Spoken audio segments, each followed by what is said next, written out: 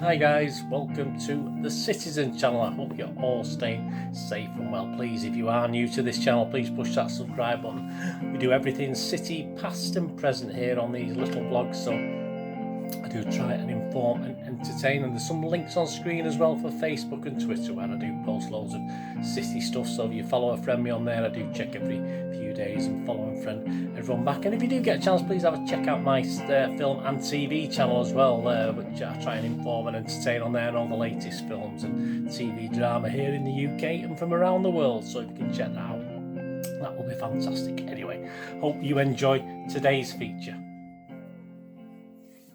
Right, today we're going to go back to 1975. Yes, 16-year-old Bernard was at this one. August the 16th, 1975. Happy days.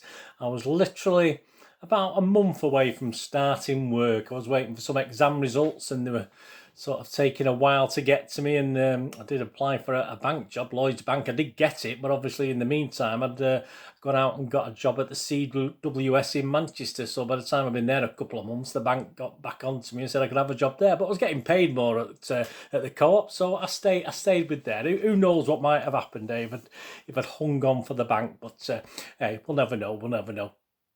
So here we go, August the 16th, 1975. Yeah, I would have been in the Kippax that day. Opening game, of course, of the 1975-76 season against, of course, Norwich City, the old Canaries. Yeah, just come up the season before from the second division. Yeah, a good season. It was another season where we could add a trophy to the cabinet. I mean, after a 6-year wait, after the glory days of Mercer and Allison, of course. So we had wait. Seemed a long time in those days, 6 years. If we only knew then. Yeah, and a season where a strong City squad, as you can see, would be one of the title favourites again, as it was mainly throughout the 70s. City were always one of the top teams expected to make a tilt at the title. The 74-75 season had also seen us, as I said, the 70s, most of the time we were one of the favourites, also seen us one of the favourites to the title, but in the end we finished 7 points adrift, only 2 points for a win then, don't forget, of eventual champions Derby County. We missed out on Europe by just 2 points. Mr. Swales sort of blamed an injury to Asa Hartford late in the season for losing out on that, losing his sort of skill in midfield. Chairman Swells, talking of Swells, was bullish about the season, quite rightly. Manager Tony Buck had finished his first full season in charge. He took over the season before, but this had been the 74-75 season, had been his first full season. Had done a good enough job. We'd added to the squad, into a strong squad, so we didn't need too much, I don't think. But we added also the superb Dave Watson, although a lot of people did balk at the price we paid for him at the time. But hey, we certainly got our money's worth from good old Dave Watson, a fantastic centre-half if you were lucky enough to watch Dave Watson play. And it would be the first full season for Joe Royal as well. He joined us the season before, so that was going to be his first full season. So things were optimistic. Alan Oakes was starting yet another season after being voted our Supporters Player of the Year for the season before, where he also broke Troutman's appearance record. So, yeah, good old, another fantastic player. Alan Oakes, another fantastic player, another servant of the club, but also a fantastic player. Summerby had gone, yeah, Summerby had left us. He'd moved on to Burnley. I mean, off the pitch, the old Kippax, yeah, we had the first railing barrier down. Was it like 2/3 across, wasn't it, if you remember the old Kippax? Down the stand. This was for segregation purposes. I think it was only going to be used about 3 times this season. It'll get used a lot more in seasons to come, but obviously that was the first time that was actually in place for this game, although obviously the gates were open, so you could sort of mill around and still walk all along the Kippax Street, if you remember those days. Norwegian branch of the Supporters Club were in town. Yeah, they were here to watch this game and the game after, actually, against Leicester City as well. They were here to watch both games. So they were welcomed. And Miss Manchester City, yes, a lovely Susan Cuff. I have no idea. I wonder what she's up to now, if she's still around. Hopefully she is. Give us a shout, Susan, if or anyone who knows Susan Cuff. She'd won the UK Soccer Queen title, obviously, after winning the Miss Manchester City one. So she was a queen of all soccer. So the first City City lady to win that, if you like, in its history of this competition. And she'd also qualified for some qualifiers for the Miss United Kingdom, the big Miss United Kingdom competition. Of course, the winner of that went on to enter Miss World. I don't think she made it as far as that, but yeah, the lovely. I mean, a great image there. Lovely Susan Cuff. Please let me know if anyone knows anything about her. Yeah.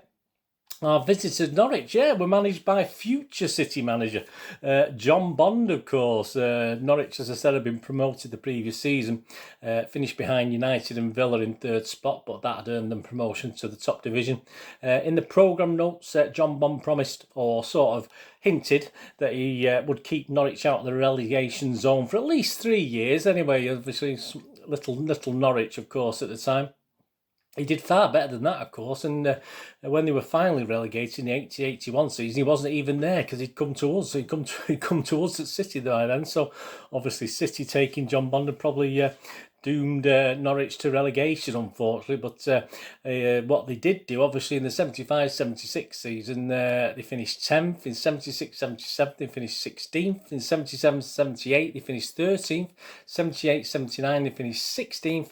And in 79-80, they finished 12th. So while Mr. Bond was there, he did an okay job. And that's obviously what made him appeal to Peter Swales and the board, wasn't it? When poor old Malcolm Allison went, perhaps not poor old Malcolm Allison, perhaps.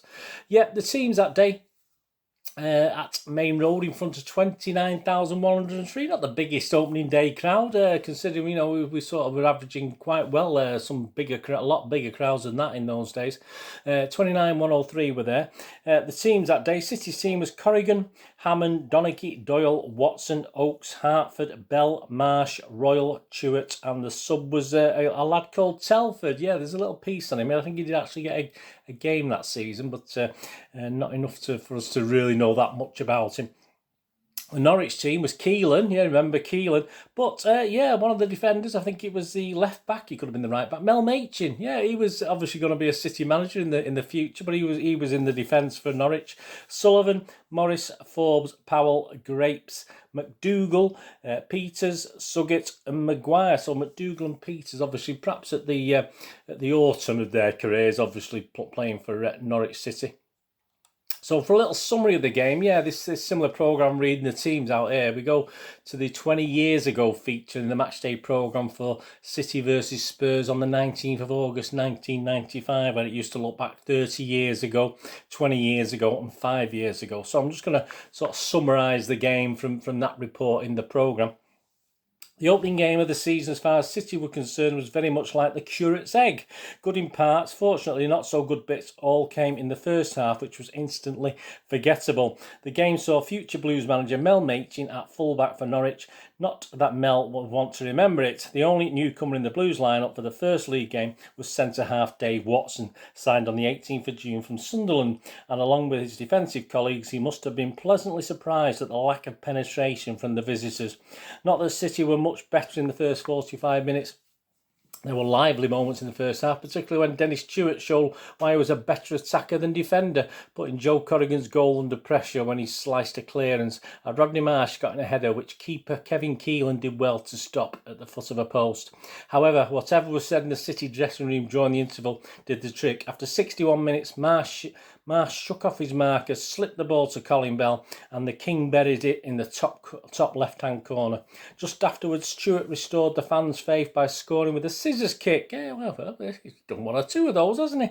A scissors kick. And the same player made the final score 3-0 with just 9 minutes left on the clock. He punished Keelan's inability to hold a ground shot and pounced to complete Norwich's misery. Newly promoted that season, they escaped relegation by a whisker, it says here, but they didn't. They didn't escape. I don't know where they got that from. They did all right. They certainly survived by more than a whisker. So as I said before, and we'll talk, obviously, I think we mentioned it earlier and we'll mention it again. But so a comfortable win. Thanks to whoever put that together in this programme. We got anyone credited with this? No, we've got no one credited with it, so I can't say my thanks to such and such, but say, there you go, thanks to the match day programme anyway.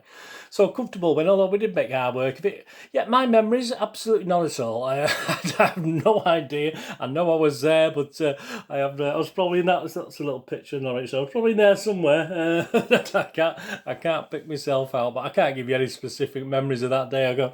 It looks as though it was dry, it doesn't look as though it was raining. That's a plus point as far as watching City was concerned, and it would have been unusual. It would have been interesting to see that, that barrier down the kip arcs. That would have been quite interesting, but it became obviously very familiar to us over the years after that. But it would have been quite unusual to see at the start.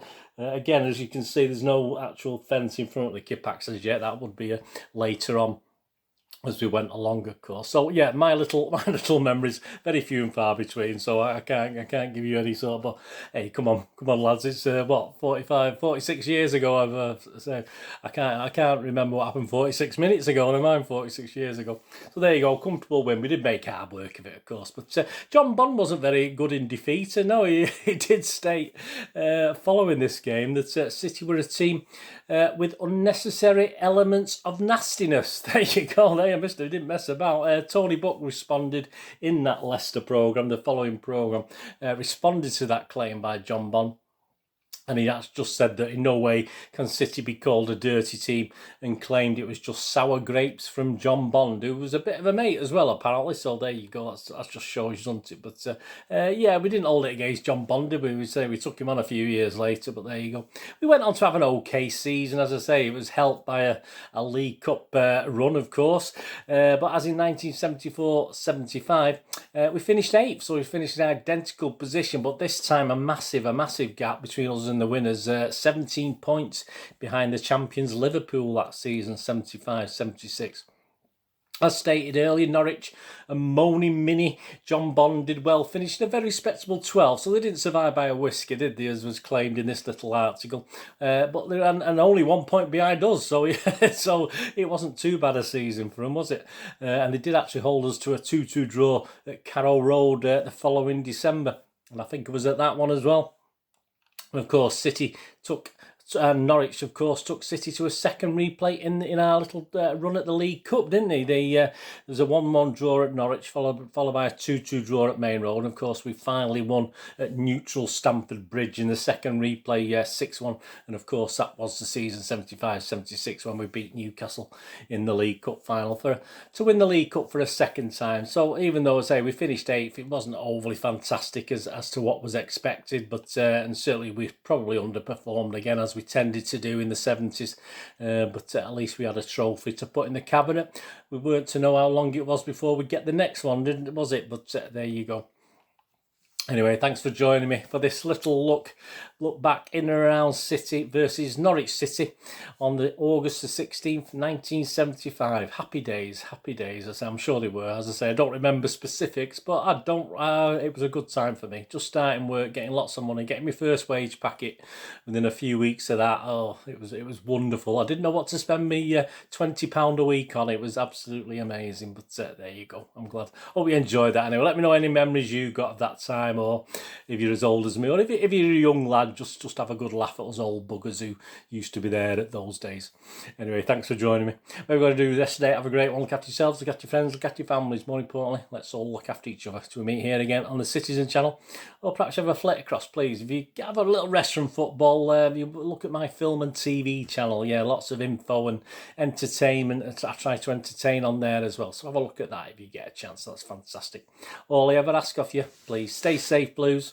Come on, City. Thanks for watching. Bye for now.